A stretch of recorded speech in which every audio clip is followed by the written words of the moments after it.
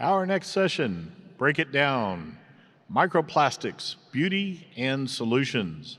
Please welcome to the stage our moderator, Jamie Richards, Director of ESG, Bansk Beauty, Erica Cocilova, CEO, Ethique Beauty, and Phoebe Stapleton, Associate Professor, PhD, Department of Pharmacology and Toxicology, Rutgers University. Hi, everyone. Thank you so much for joining us today. We're going to have a really exciting conversation on microplastics in the beauty industry and beyond. I'm Jamie Richards. I'm the Director of ESG for Bansk Beauty, a beauty platform that houses brands such as Amika, Eva NYC, and Ethique, who we have represented today. Before we kick into our main conversation, we are going to have a Q&A session. So if you would like to scan the QR code to begin thinking of questions during our conversation, you can go ahead and scan that now. I think they'll be prompted to do so. There we go. You can go ahead and scan that if you have any questions, and we'll show it again before we enter our Q&A session. So to kick things off, I'm here today to guide a conversation on microplastics. It feels like microplastics are everywhere today, in our bottles, in our bodies, and in our homes.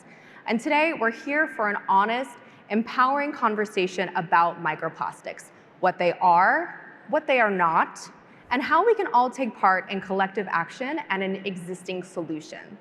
I'm joined today by two fantastic panelists to guide me through this conversation. We have Erica Cocilova, CEO of Ethique, and Dr. Phoebe Stapleton of Rutgers University. I'm going to pass it to you first to just both give yourself an introduction. Erica, we'll start with you. Sure. I'm Erica Cocilova. As you mentioned, I'm the CEO of Ethique Beauty. I come to you after years of leading mission-based brands with really incredible products to back them up. Really excited to be here today to talk about this really important and, I think, illuminating topic. Thank you, and I'm Phoebe Stapleton. I'm an associate professor at Rutgers University in the Department of Pharmacology and Toxicology. I consider myself more of an applied physiologist, so trying to understand how exposures to micro and nanoplastics can affect human health. So Phoebe, you touched on it a little bit, but can you tell me what specifically got you into this work with microplastics today? Sure, my background is in cardiovascular physiology, and from that I moved into inhalation toxicology. And so my research question for my laboratory is really trying to understand how particles that are inhaled by individuals who are pregnant can affect their health from a cardiovascular context, how it can affect the fetal development, and then how it can affect those offspring as well for lifelong considerations associated with those exposures. So we started in the air pollution realm and have started to question that microplastic and nanoplastic fraction in particular, understanding how those exposures can affect health in that maternal fetal model. Fascinating. And Erica, how did your work get you here today, working for this, what we will soon talk about, microplastic-free brand? Amazing. Yeah, so as I mentioned, I've been a part of a lot of brands in my career, some very large, some very small. I was in the Dove brand, which obviously had a mission based in real beauty, moved to an organic baby food brand called Happy Baby, which was really around changing the trajectory of children's health through nutrition. Then went on to a premium beauty brand called Briogeo, which was really the pioneer in clean premium beauty. I'm now the CEO of Ethique Beauty, which is a very different proposition than you might be used to. This is the little shape of our product, very cute. And what's really been incredible about the career that I've been able to have is that I've been able to work at these brands that are really steeped in doing better for people and planet. But I think all of us out here know and understand, we wish it was a little different, but if you don't have the products, efficacious products, delicious products, ones that people like to use, that mission goes out the window because people don't want to interact with those brands. And so I've been really, really lucky that I've been a part of brands that really have the products to stand up against that, because we know that people make decisions with their heads, literally in our case, the heads, and they repurchase with their hearts. And so we're taking care of the mission-based heart values on the back end. Speaking of that heart value, you and Phoebe are both mothers, and so I wanted to just dive in a little bit deeper about what does this idea of microplastics and really even looking at the greater sustainability space, and how does that affect how you interact with your role? It does. It makes you kind of review the world because you realize how pervasive plastics are and how much we really can't get away from them in our daily life, and what a challenge that is in particular. And I remember during COVID is when I started this work just before COVID, and we looked at the pantry in our house. I looked at the pantry and realized that we had that cabinet, that drawer that had all of our Tupperware in it at the time. And so I felt very hypocritical when I was saving food for my kids or packaging their lunches in that. And so we moved to glassware instead. And my daughter, who was 6 or 7 at the time, came in and she was like, "Oh, great, you've solved this whole plastic problem. Fantastic." And then turned around and walked back out. And I thought, oh, if life were just so simple as she saw it. And yet here we are years later talking about this same concern. Absolutely. And I have 2 boys, 6 and 7. And what I know about being a parent is that you evaluate 2 things right away: how you spend your time and yours and your children's health, right? So on a personal note, it is insanely important to me. We all work really hard at our jobs. We spend a lot of hours clacking away at that computer. I want to know that the time that I am spending is valuable to my kids both today and for their future tomorrow. So that to me is a really, really relevant point. Second is that my kids are involved. I mean, you might think I have little boys that don't care. I can't tell you the number of times on a playground I have heard my kids talk to either other kids or other parents. "Oh, have you heard of Ethique? It's a solid hair care bar. You just put it right under your head," right? They're so excited about it. And when I ask my kids off the cuff, what is this good for? What is this product good for? Thinking they're gonna say hydration or shine or something that I as an adult think, their answer is, "This is good for the planet." So they get it, which is really cool. It's really powerful. So we've already talked about microplastics a bunch, and I know some of you in the audience know what they are, but a lot of us don't. And the definition of what they are, I think, is really confusing. And so I alluded in our intro that microplastics, they've had a lot of media buzz. In fact, since 2024, there's been a 40% increase of microplastics media presence. And we've seen headlines that they might be on our brains, our balls, and all over our bodies, which is honestly very scary for many people. And so with that top of mind, what is the truth that people should know about microplastics? So Phoebe, if I can ask you, what exactly is a microplastic and what is a nanoplastic? Sure. So a microplastic is actually a small type of any type of plastic. That can be polystyrene, polycarbonate, polyvinyl chloride. We can play this poly game for a long time, I think, in this panel. But any type of plastic in particular, it's really an umbrella term. But a microplastic is of a specific size range in particular. And in this case, a microplastic is defined as a particle that's about 5 millimeters in one dimension. And that is hard to kind of visualize, but I like to explain that it's about the size of a sesame seed. And then a nanoplastic is going to be about 1,000 times smaller than that. So it needs to be in the nano range. Unfortunately, that nano range has 2 definitions at the moment. Those from an environmental context, which means it's less than 1 micron, submicron range. And those of us that came from an air pollution context, which means that it's less than 100 nanometers. And that's just not something that is explainable. But it's 1,000 times smaller. So you think of that one sesame seed, which is going to be that one microplastic, and you break that up into over 1,000 different parts. Those 1,000 different parts are going to be nano-sized particles, or in this case, nano-sized plastics. Okay, so we know what they are. Can you also tell me how they are created? Sure. So as you alluded to, all of the press and conversation kind of started around 2015, which is where microplastics were taken out of some personal care products as well. And that was a big topic of conversation because those products were created and those microbeads or microplastics just went down the drain and they were found in the Great Lakes afterwards. And so now those microplastics can be out there in the environment. So one, they can be created intentionally. But more often, they're created by, we call it weathering or aging. So you have that large piece of plastic, like a bottle of water, for example, or a bottle of soda, or even a car tire. And because of wear, mechanical wear, because of being in the sun and the UV light, or because of hot and cold, the product starts to break down. And that breakdown leads to these smaller and smaller pieces. The smaller pieces being that grain of sand or that sesame seed can lead to that microplastic production. And then we also have from there, they continue to fragment into that nano-size fraction. And so it's really just the wear and tear of these plastic products that's leading to the production. Wear and tear of plastic products. And it sounds like a little impossible right now, but if we didn't have any plastic floating around our environment, we would eliminate a lot of that problem, which brings me to our brand Ethique that we have here today.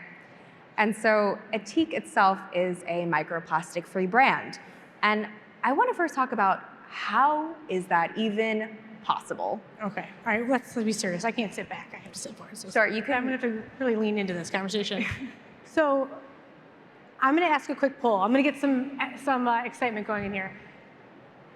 I'm gonna ask a question. I'd love for you to raise your hand and tell me what percentage, does anyone have an idea of what percentage water is in most liquid hair care? It's 80 to 85%. So what does that mean? We're not here to talk about liquid hair care, but when you have a liquid, you have to put it in a plastic bottle. That's just the nature of what you have. Well, what would happen if you didn't have to do that? What would happen if the water was eliminated, not just from the end formulation, but in the entire manufacturing process?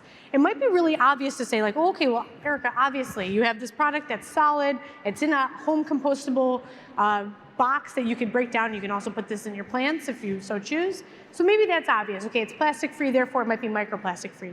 But that's not the whole story. We just talked about wear and tear, right? Think about what a liquid shampoo and conditioner goes through in its journey and of its life cycle. The plastic itself has to house the product, right? The wear and tear on getting that product filled, getting it to the warehouse, getting it to a retailer or in your shower, then you're squeezing it. That infusion of water, that presence of water and the wear and tear on that plastic bottle ultimately leads to the opportunity for microplastics being in that formulation. So that one's maybe a little bit more obvious, but let's think if we back all the way up. One thing that we've been able to achieve is that we have a waterless manufacturing process. So all of the microplastics and nanoplastics that naturally occur in our waterways because of everything that's happened don't actually make their way into the manufacturing process to begin with, right? So you are receiving a product that's microplastic free, and you are ultimately using a product that allows us not to put more microplastics on your head, on your face, down the drain, and back into the environment. And so a lot goes into that. A lot certainly goes into this. And, you know, of course, when we look at these products, we need to think about the consumers. Do consumers know to look for this? Do they want it? It's a great question. You just mentioned press, right? There's 40% more press hits on microplastics. Well, as a marketer, I'm happy to say press works. Because now people are starting to think about it. People are saying, I don't want microplastics in my food. I don't want it in my bathroom. I don't want it in my kids' products. I don't. In fact, we've done a lot of research on our communication. And when we put different ads, right, because we're testing our ads all the time and who's clicking on what and how many times someone clicks on something based on the message, we see that saying microplastic free resonates like 3 to 4 times more than just saying plastic free. So people are understanding the implications of what this could mean on their health before they're understanding really the totality of having a product that sits in plastic or not. It's a really interesting paradigm shift. That's fascinating. I had another question that asked about what innovation allows you to do this, but I think you have already covered it. I mean, the innovation is just the entire process and the manufacturing process in itself. Yeah, I mean, listen, the entire brand is completely innovative, and the reason, for all the reasons that I said. But I think that one thing we all have to, again, just be honest with ourselves about is that consumers don't want a product that works less than a conventional product. They don't want something that doesn't taste as good. They want something that works. I don't care how sustainable we all are. We want our hair to be shiny or to grow or to look nice because that's a part of our everyday life. And so one of the ways that we have really been able to change and innovate against this is actually by making a product that people want to use. I'm going to go so far as to say, I almost don't even care why people are buying it because it's going to make such an impact on the world and on the environment, no matter what reason you choose to buy this product. But because we have figured out a manufacturing process that allows us to maintain all the premium, beautiful ingredients at super high concentration levels like we have, you're getting so much more out of this tiny little bar than you would out of 3 or 5 bottles of conditioner that you would buy instead.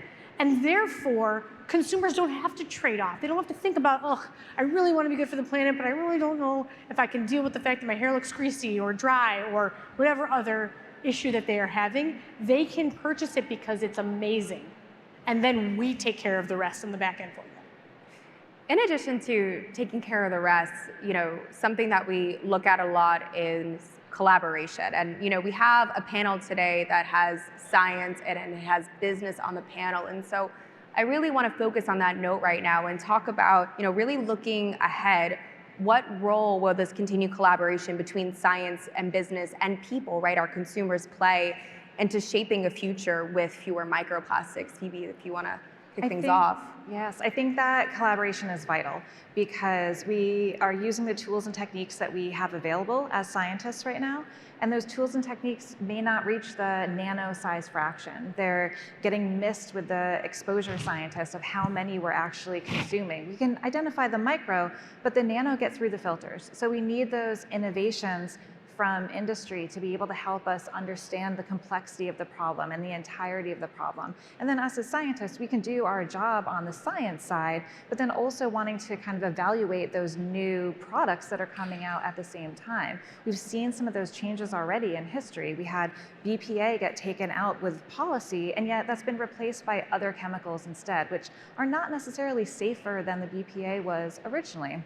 So I think it takes that teamwork between the innovators and the scientists, but really the individuals and the people who are purchasing those products and the people who want to have those policies put in place for their own safety, for the safety of their families. So it's really a team effort all the way around to understand what the problem is, have individuals with those concerns to be able to have those questions asked, to be able to provide answers for them, and then get some solutions. Fantastic. And Erica, do you echo the same? Or? Same. And again, we talked about it. The entire business, our brand that Ethique is based on chemistry, on the ability to create something that is meaningful with the right mixing of the right ingredients that are scientifically proven and the right process that does not include water. All of these things have to come together, and they're rooted in science, because without that type of chemical understanding or chemical engineering or understanding, it just wouldn't be possible. Yeah, and thank you for that. And Phoebe, you actually started touching on this in your answer as well about solutions, and maybe some of these solutions have not quite landed yet, right? There still needs to be more innovation on those. But I want to know, is there any solution that excites you in this space? That's a great question. So I think some of the solutions that excite me are just having these conversations. So being able to start some of those policy conversations, because without them, like there's a UN global treaty that's being discussed right now about micro and nanoplastics and how we can figure out ways to better deal with what the problem we have currently, and that has to deal with the recycling and the waste side of things, but also this innovation of new products that aren't using plastics or using plastics that break down in a different manner, a safe manner. So I think having an understanding is the part that excites me the most at the moment. Yeah, and before we moved on to our next subject, one thing I wanted to touch on that you actually brought up in earlier conversations was the equity piece of these solutions. And so I just wanted to take a moment to acknowledge the equity lens in there, if you want to comment on that.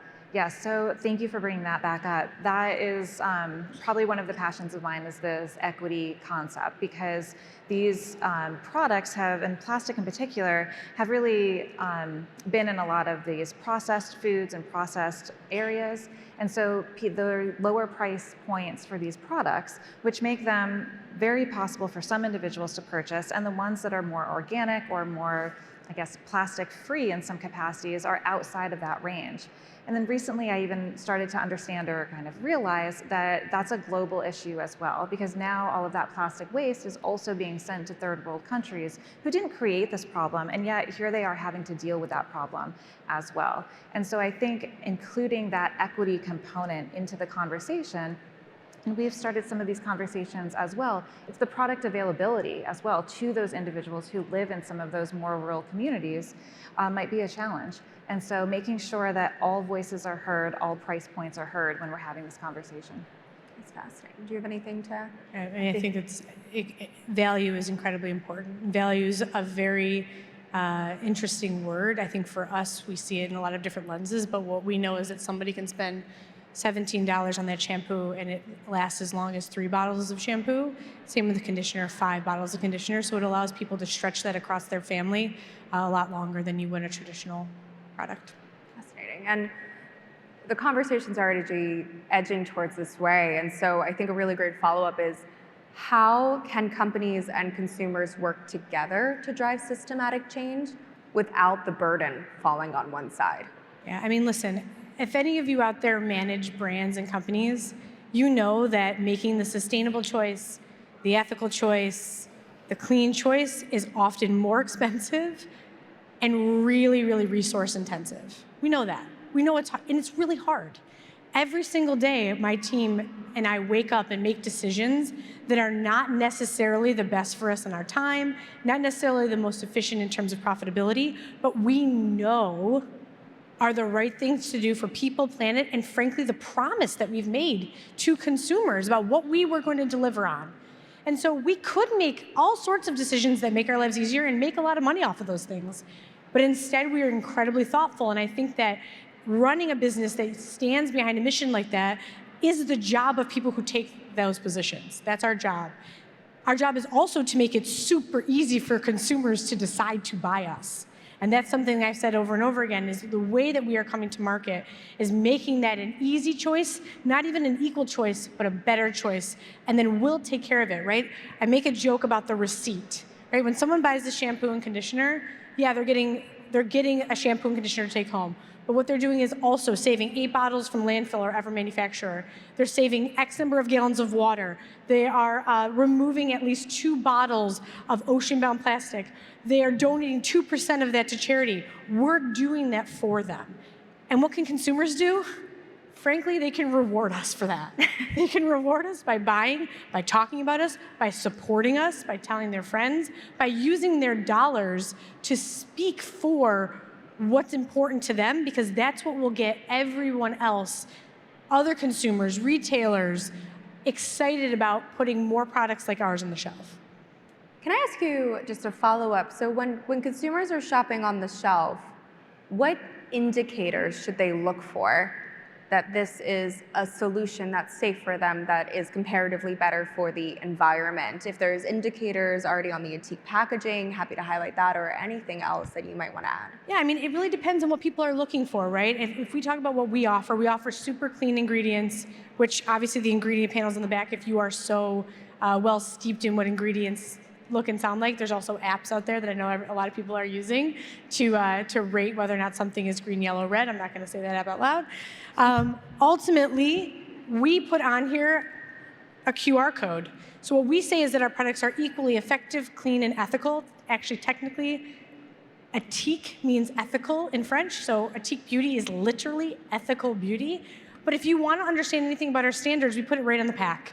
We're not hiding anything, we're doing our best, and we're doing something that's right for you. And so I would say, take a look at that packaging, flip it around. If it's something that you feel really comfortable with or uncomfortable with, it helps you make that decision. But being really, really educated on the brands, even at shelf, is starting to get more and it's starting to get easier based on the technology that we have at our fingertips every time we're shopping.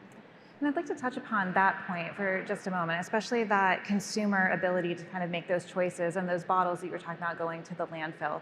Because we talked about the microplastics and the nanoplastics, and I used that, image of a sesame seed. And so I was involved in a paper that came out about 2 years ago now that looked at bottled water and how many nanoplastics were in a single bottle or a liter of water. And it turns out that there are hundreds of thousands of nano-sized plastics within a bottle of drinking water. And that hit the popular press, and we had a lot of conversation about that. And as I've continued from that point, yes, 100,000 nanoplastics that you're ingesting sounds like something that we don't want in our bodies. But when you think about that one sesame seed is thousands of nanoplastics, and you think of how many sesame seeds it would take to make one of those bottles of water, or in this case, a bottle of shampoo, for example, how many nanoplastics will we be putting into the world from that single bottle then? So I've kind of changed my view a little bit of it's not just the ones that we're taking in and that we're ingesting, but on those daily choices, how many are we making with the disposal of some of those products? Gosh. Excellent point. And I think this really leads me to the final question I have for the both of you before I open this up to some Q&A again. But how can we keep the focus on collective progress rather than fear or guilt? Absolutely. I mean, listen, every action counts. And I think that now we're in a world where we're sort of inundated by all of these different choices that we can make, a lot of different messages in the world. And so it requires consumers to do a lot of their own research. What I would say is this, actually, I'm gonna bring it back to parenting. When you ask your kid, or you want your kid to do something, and you're leading with fear or threats, that doesn't create lasting change or behavior change. What that does is a knee-jerk reaction, a short-term solve. But when you are giving people the tools to make decisions, to feel good about those decisions, to feel good about making those decisions and actually continually making them every single day by showing them what's possible, that's lasting change, right? Leading with fear is temporary. Leading with solutions is permanent. I guess my answer is that in my world, fear comes from the unknown. And as a scientist, I do much better with knowns as opposed to unknowns. So the way that I see it is that we don't necessarily know, in all honesty, what micro and nanoplastics are doing for human health. We know that we've found them in every body part that scientists have looked at so far as it pertains to humans. But we don't know necessarily the toxicity associated with that. Yet at the same time, I don't see any benefits associated with them either. And so I feel very much as a toxicologist that I'm always trying to defend my view that yes, there might be something that is dangerous in there. And yet the other view is I haven't seen any positive about having them in our brain yet either. So I think there's a lot of knowledge to still be gained in that area. And I think that's going to come with public pressure and kind of demands to be able to have an understanding of what those plastics are doing, and if there are certain ones that are more concerning than others, given that umbrella term of plastics overall. Oh my gosh, thank you both for this conversation. Before we pass over to Q&A, are there any lasting thoughts that you would like to share? Progress is possible. Progress is possible. I think also maybe progress over perfection, as we always say in this industry. 100%. Absolutely. I'll ask the Nest Climate team to put back up the QR code. Oh, you already have. You're ahead of me. You've listened to me. Thank you. And so you can go ahead and scan that if you'd like to submit questions. We already have a lot of questions that have come in. And so let's take a look. This is a really interesting one. How has stability been impacted with plastic-free packaging? How has it been impacted? Yeah. I would say that in a lot of ways, our products can be more stable. Yeah. Because we don't have to worry about the interaction between water and preservatives and stabilizers and all the things that if you choose not to, you don't have to buy when you buy ours. Of course, any contact with any outside substrate means that you have to make sure that you have solid stability on it because, the hydration in the butters and the oils that we have can affect the packaging around it, but ultimately we've found a way to do it in a really stable way, which allows our innovation cycle to be extremely short. I think that this next question is directed to Phoebe. So do you have any thoughts on the broad EU definition of microplastics, which includes almost all synthetic polymers? I agree with that definition that includes all synthetic polymers because that's kind of the definition of a plastic or of a polymer, is that it's based on this continuation of these building blocks put together. And so if that is the definition of a polymer, these monomer chemicals being added together, and they're added together with other chemicals as well. So it's nearly impossible to break them back down to that monomer form. And so if this synthetic polymer, as you're referring to, can't be broken back down to that individual form in some capacity, then it would still fall under that plastic umbrella. Interesting. Well, thank you for that clarification. I really like this. Oh, where did it go? So many questions are coming in. I'm like, I had one marked. And then it popped. That's okay. I'll pick a different one. Oh, here. Oh, I found it. So I think I really like this question because I think it talked a lot about that collaboration piece between science and business, almost as an extension of that. And so This question asks, what can be done to accelerate market reach of important discoveries made in lab? I think it's conversation. I think having an understanding of what an individual's needs are on both sides of that spectrum can lead to those innovations. So I know what I need as a scientist as it pertains to some of the questions that I have. I know the tools that I need that I can't find in the market or trying to make myself in some capacity.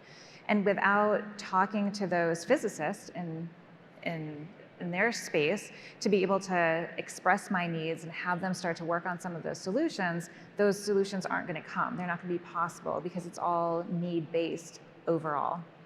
I have a little bit of a different lens for that too, which is complementary to yours, Phoebe.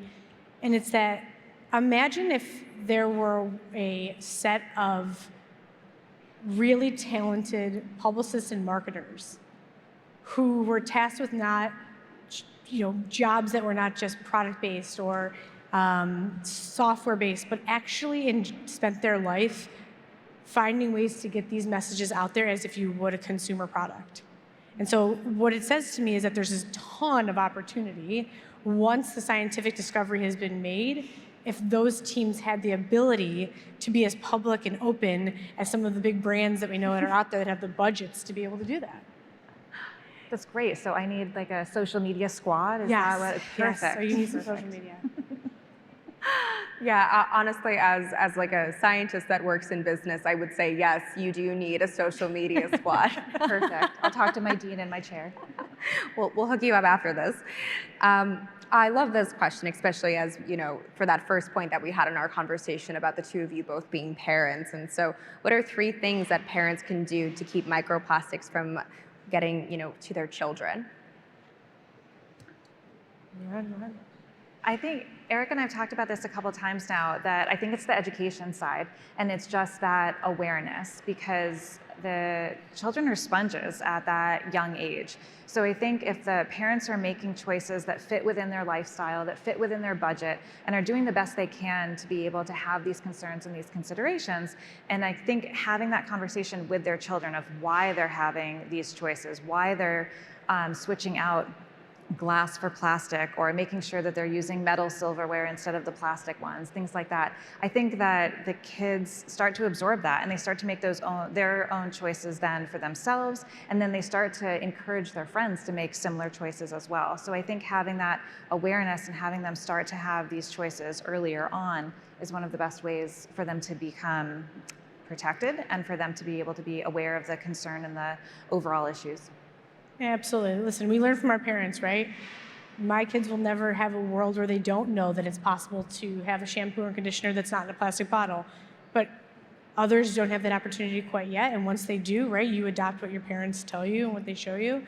Very, tactically, we've swapped out cutting boards. We've swapped out cooking utensils. We've swapped out some foods that we know have polymers and things in them. And it's just a lot of research, and it's not easy because you're never gonna fully eliminate. It's not possible, but if you teach your kids that they have control over their environment, I think that's what really makes it an exciting movement towards the next generation. This next question does not have to do with microplastics, but it is one that I'm going to lob to the Ethique brand because I know the answer and it's a good one. So curly hair care has been trending on social media for years. Does your brand engage with this and all different hair types? Oh, this is the best question. Thank you for asking this. Absolutely. Again, when we go back to the manufacturing process, one of the things that makes us super unique in this format is that we're not an extruded bar. And an extrusion, if you think about it, most bars on the market are extruded, right? High heat, high pressure environment that basically will, for lack of a better word, melt or press out all of the beautiful, healthy hair ingredients that would otherwise be captured inside. We don't do that. We mix it up in the right order, we put them into molds, and we let it set. So this bar actually is a curly bar, I will say that to you. And the reason why we're able to do that, right, is that we know that consumers want that. I can't use a curly hair bar. My hair's curled, my hair's very straight. So I know I need something that's different for my hair than different needs for different hair types, textures, and needs. And because of the way that we make it, again, going back to science, we are able to capture the specific ingredient profiles that are necessary for those types of hair types, so that we are differentiated on the shelf and somebody can feel good no matter what they need in their hair to pick our product up. Fantastic. I mean, I already knew that one. I think this question's really fascinating. Are all plastic alternatives in beauty truly safer for humans and the environment, or do we risk repeating history with a new but untested substitute? And so I actually think you kind of... I do, yes. Yeah. I think that's crucial. I think having that understanding of not just playing whack-a-mole and substituting one chemical for another one that hasn't been tested and hasn't been proven safe yet is a concern in this space. So I think, I guess, two components. One, I had a conversation just yesterday at another plastic meeting talking about the difference between a plastic particle and then some of the plasticizing chemicals. And so making sure that those aren't, they come hand in hand and they're hard to separate, but they're not the same at the same time. So having a conversation about phthalates or PBA or BPA, and PFOAs and things like that, that's not necessarily the same as talking about a polystyrene particle. But I think some of these substitutions are going to be where the solutions are, but they also have to be tested before they can fully go to market and kind of be identified as the salvation. Yeah. I think one thing that we can tell consumers to look out for is that if you see something that is compostable, it's typically a trusted path. Composting means that the product or the packaging itself has to improve the earth or actually be better for the earth in some sort of nutrient-specific way.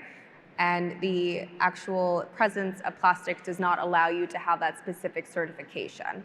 So that is one little navigation that consumers can look for as these solutions start to enter the shelf. I think this one's a really fun one that maybe we will end on depending on your timing. What advice do you have for early career professionals and recent graduates who want to break into the clean beauty and scientific industries? I think the advice that I have is that those voices need to be heard as well. I think there's, especially in science, I guess that's my lens, that there's a lot of underrepresentation in that field. And so with that diversity and with those different viewpoints and different experiences, the thought processes are different. And therefore, some of those solutions, some of those approaches, some of those concerns are also going to be different. And that difference is where those advancements can be made. So it's not made by doing the same thing that's been done for the last 15 years. It's by coming in, looking at a problem from a different direction, a different lens, and having a completely different approach to that problem. And so those individuals that are looking to come in, especially their experiences over the last 10 years, really lend themselves to being very successful in that field of having that curiosity and having those experiences coming in. Yeah. What's your advice? My advice is listen, there's a lot of brands out there that are doing a really good job in the clean beauty space. And a lot of those brands are small. And what does small mean? It means that they need help. They need boots on the ground. They need people making content. They need people, shouting on their behalf or, being a part of their overall marketing team. And so if you want to break into this industry, find a small brand that you love, that you feel super confident in, and go to them and say that you want to help, right? Very few brands are going to say no to help, right? And this is different than being at a Unilever. I was at Unilever early in my career. There was no opportunity for me to say, yeah, I'll take on a few interns to do some content. That's just not how it worked. But when you are leading brands in the small to mid-size, the collective energy of having people who love your brand come and be a part of it for any amount of money or time is incredibly meaningful and impactful. So find those brands, reach out, see if they could use some help, and I promise you that it's going to be very few that say no to that. We have time for one more question, so I'm going to ask a question. Oops, keep hitting my mic. You are both women in high-level business leadership and in a scientific field. I want to know, just to end, how have you advocated for yourselves in your respective careers? That's a great question. Do you want to go? Being authentic. I mean, listen, at the end of the day, I can't say that I feel like I'm in an industry that makes it difficult for women to succeed. If I'm being honest, I think that the beauty industry, the personal care, even food industry is very open to women as leaders. Sometimes that meant that I had to work a little harder to make sure it was obvious that as a woman, as a mother, that I was going to continue to show up every single day and work my butt off. But I'm not sure that I felt necessarily like I wasn't going to be able to give them that opportunity otherwise. And so, yeah, advocating is about being yourself. Be authentic, because if you're authentic and you show up to work as your authentic self every day, if you're in an environment that allows you to do that, that means that you don't have to advocate for yourself as much, because you'll find the space that you fit in best.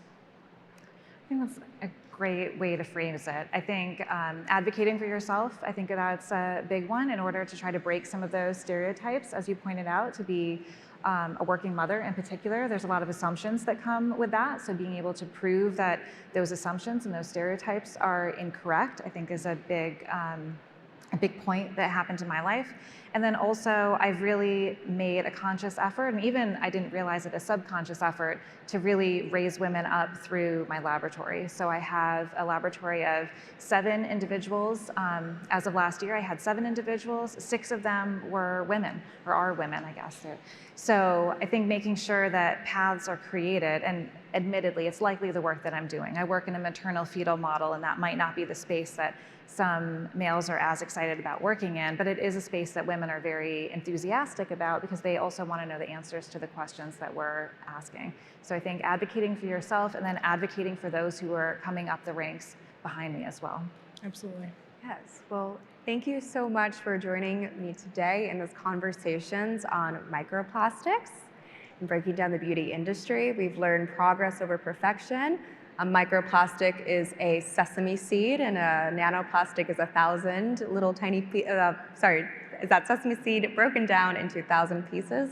And we've learned that there are also solutions on the market today if you are concerned about microplastics, and one of those solutions are Ethique.